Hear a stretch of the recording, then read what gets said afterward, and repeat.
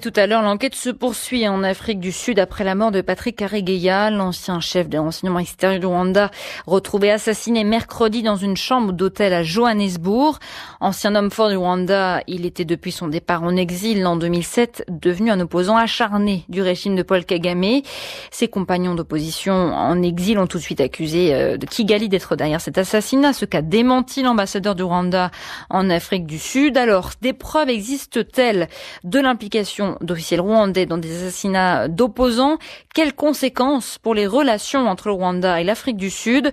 Pour en parler, André Gishawa, chercheur indépendant, spécialiste du Rwanda. Il est votre invité, Florence Maurice. André Gishawa, bonsoir. Bonsoir. Patrick Karegeya n'était pas la seule figure de l'opposition rwandaise à vivre en exil en Afrique du Sud. Pourquoi avoir choisi l'Afrique du Sud ? C'est un pays qui a accueilli traditionnellement beaucoup de Rwandais à partir de 1994, de tous bords d'ailleurs. Puis s'est impliqué dans la situation régionale, que ce soit dans les médiations sur le Burundi, sur la RDC et les tensions avec le Rwanda, etc.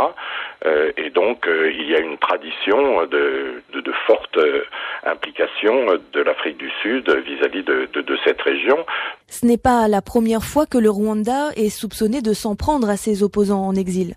Ah non, la liste en est longue. Et bon, à la fin des années 90, on a Setsenda Changa, assassiné à Nairobi, lui aussi après une deuxième tentative le concernant. Il y a eu le vice-président de la Cour suprême, lieutenant-colonel Augustin Kiza en 2003, qui pourtant ne prétendait à aucune fonction particulière, mais avait une aura morale forte. Il y a eu cette tentative contre Kayumba Nyamwasa.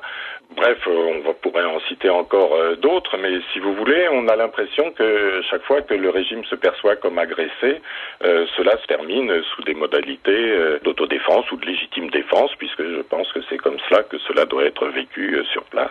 Patrick Karegeya représentait-il une véritable menace pour le pouvoir de Paul Kagame? Bon, il avait un réseau solide au sein de l'armée. Bon, il avait dirigé les services de renseignement.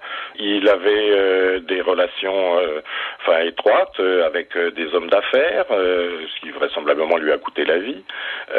Des contacts aussi très étroits avec des ambassades, avec des institutions internationales. Bref, il représentait certainement une possibilité alternative. En tout cas, il était perçu comme tel. Vous évoquez la tentative d'assassinat contre Kayumba Nyamwasa, l'ancien chef d'état-major de l'armée rwandaise. C'était en 2010 et cela avait refroidi les relations entre le Rwanda et l'Afrique du Sud à l'époque. Ça s'est traduit par un rappel de l'ambassadeur d'Afrique du Sud en poste au Rwanda. Et ce rappel, en fait, a duré pendant 2 années. Ce qui est apparu évident à cette époque est que le Rwanda ne tolérait pas que puissent s'installer à l'extérieur des activités politiques hostiles à son pays sans sanction. Pour les Sud-Africains, cela a été considéré comme un affront et les relations, effectivement, se sont rafraîchies de manière forte. Des preuves ont-elles déjà été apportées de l'implication du pouvoir rwandais dans la mort d'opposants à Kigali? C'est toujours un peu difficile d'y répondre parce que la capacité des autorités rwandaises à nier ce genre d'accusation comme tout autre, y compris leur présence à l'est de la RDC, finissent toujours par être crues ou du moins données comme recevables sans que forcément on y croit. Quel était l'état des relations entre l'Afrique du Sud et le Rwanda ces derniers temps avant cet assassinat? Ce qui est sûr, c'est que on assiste depuis un peu plus d'une année à, disons, un raidissement sud-africain par rapport à l'attitude de la diplomatie rwandaise en général, considérée comme agressive, comme hégémonique, et en particulier autour de la question de la RDC, d'une part,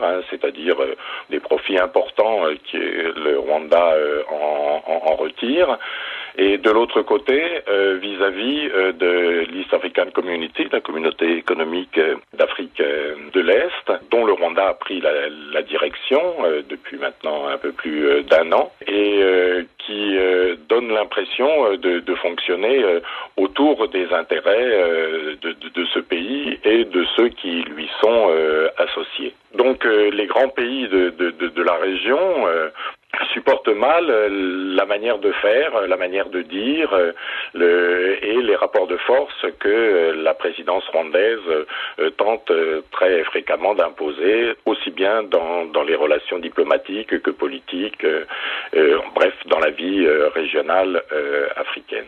André Guichawa, merci. André Guichawa.